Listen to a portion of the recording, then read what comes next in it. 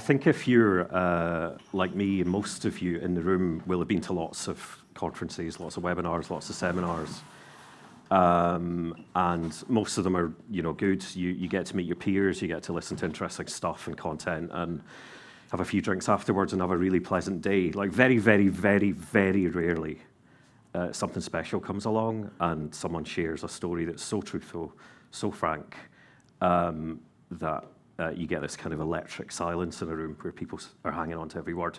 And just to echo what Nat said, thank you so much, Laura, for what you've just done.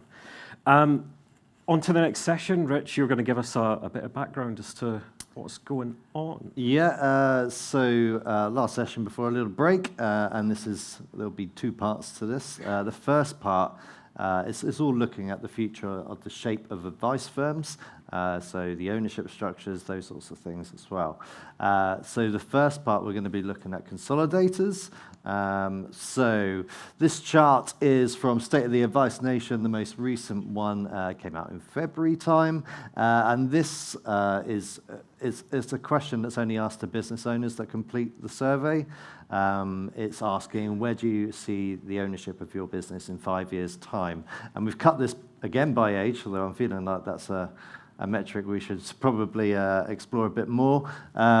So that gold bar along the top then, so that's business owners of 65 or over in 5 years' time, just shy of a third see being owned by a consolidator.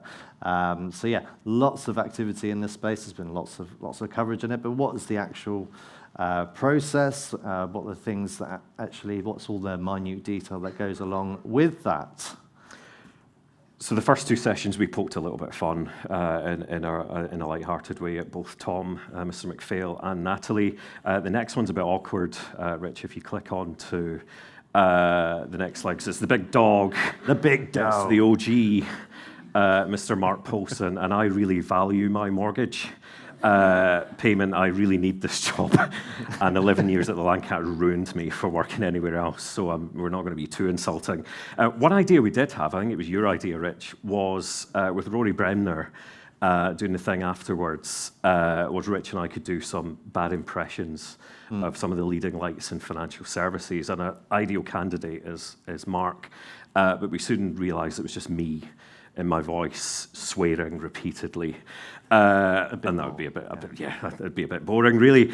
So I'm not going to say anything else. He stood there shaking his head in his grumpy, inimitable style.